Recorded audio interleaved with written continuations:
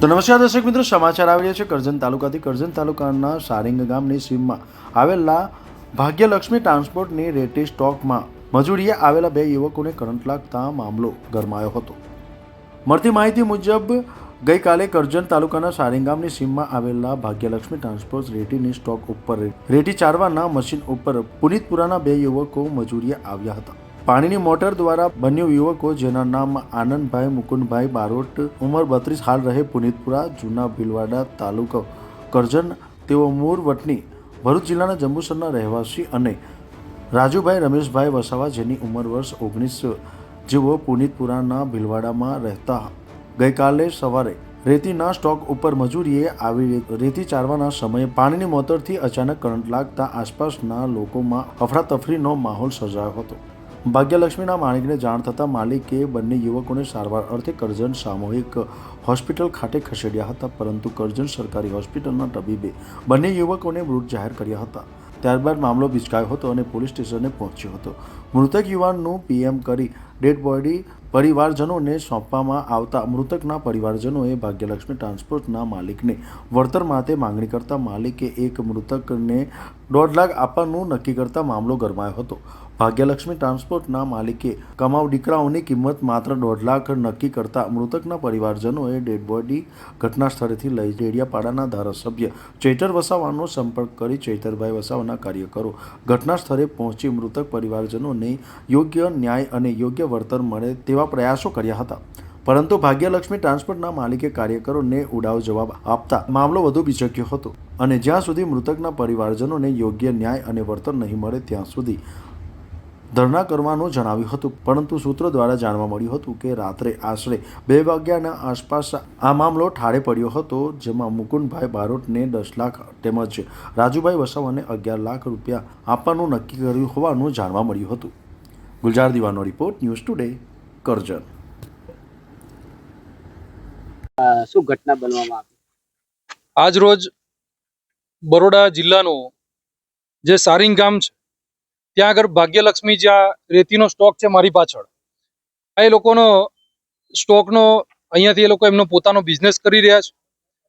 આજે આ ધંધાકીય મજૂરી અર્થે અહીંયાના જ ગામના બે યુવાનો અહીંયા આવ્યા હતા. એમની નાની નાની બાળકી છે. એ લોકોને કરંટ લાગવાથી એ લોકોનું મૃત્યુ થયું સવારમાં 10 થી 11:30 વચ્ચે. પરંતુ અત્યારે રાત્રિના વાગ્યા છે 12:30. તેમ છતાં પણ ડેડ બોડી પીએમ તો થઈ ગઈ, પણ અત્યારે પણ રેતીના સ્ટોક ઉપર અત્યારે અમે બધા સૌ ગ્રામજનો પણ છે, એમના પરિવારજનો પણ છે, ને બંને ડેડ બોડી પણ અહીંયા જ છે. માલિક દ્વારા એવું કહેવામાં આવે છે કે સ્ટાર્ટિંગમાં જ્યારે વાત થઈ ત્યારે માલિકે એમ કીધું કે 1.5 લાખ રૂપિયા આપીએ છે, એની ઉપર કંઈ મળે નહીં, તમારથી જે થાય તે કરી લો. ત્યારે હું આ માલિકોને પણ કહેવા માંગુ છું કે આવી જે મનમાની જે પોતાની રીતે જે કરી રહ્યા છો, અને જે બેફામ જે તમે તમારી રેતીની જે લીઝો ચલવી રહ્યા છો ને રેતીના જે સ્ટોકો ચલવી રહ્યા છો, એ હવે તમે ચલવીને બતાવો કેવી રીતે ચલવો છે. હવે તમને બતાવીશું, કારણ કે તમે એક મરણ જનાર વ્યક્તિ, જેના પરિવારની અંદર કમાનાર દીકરો એકનો એક હતો, જેની નાની એક બાળકી છે, જેના માતા વિધવા છે, એના માતાને તમે 1.5 લાખ રૂપિયા આપીને તમે એની ઇજ્જત, તમે જે એની વેલ્યુ છે એ 1.5 લાખ રૂપિયા તમે કરવા માંગો છો, ને તમે એ લોકોની મજૂરીથી કાળા ધંધા કરી અને કરોડો રૂપિયા તમે એકઠા કરો છો. ત્યારે આજે સૌ એમના પરિવારની પણ લોકો માંગણી કરી રહ્યા છે કે એક વ્યક્તિને 15 લાખ રૂપિયા મળવા જોઈએ, અને યોગ્ય વળતર છે. કારણ કે ઉંમર જોઈએ તો પેલા એક દીકરાની ઉંમર છે 19 વર્ષની છે, બીજા એક જે ભાઈ છે એમની ઉંમર લગભગ 30-35 વર્ષની સમથિંગ છે. તો આજે આટલી ઉંમરની અંદર જ્યારે ઘરનો કોઈનો ચિરાગ બુજાઈ ગયો છે ને 15 લાખ રૂપિયાની માંગણી છે, ત્યારે આ લીઝના આ જે સ્ટોકના જે ધારક છે નિલેશભાઈ કરીને, એની હજી તો ગરમી ઉતરતી નથી. એટલે એટલી ગરમીમાં વાત કરે છે કે અમે ઇન્સ્યોરન્સ લીધો છે, અમારે જ્યાં કાગળ રજૂ કરવાના છે ત્યાં કરીશું. જ્યારે અહીંયા પોલીસ આવે છે, પીઆઈ સાહેબ આવે છે, ત્યારે એમની સામે એમ કે છે કે એ તો છૂટક મજૂરી આવતો હતો, અમારે એનો ઇન્સ્યોરન્સ ના લેવાનો હોય. તો આ જે મનમાની છે એ મનમાની ચલાવી લેવામાં નહીં આવશે.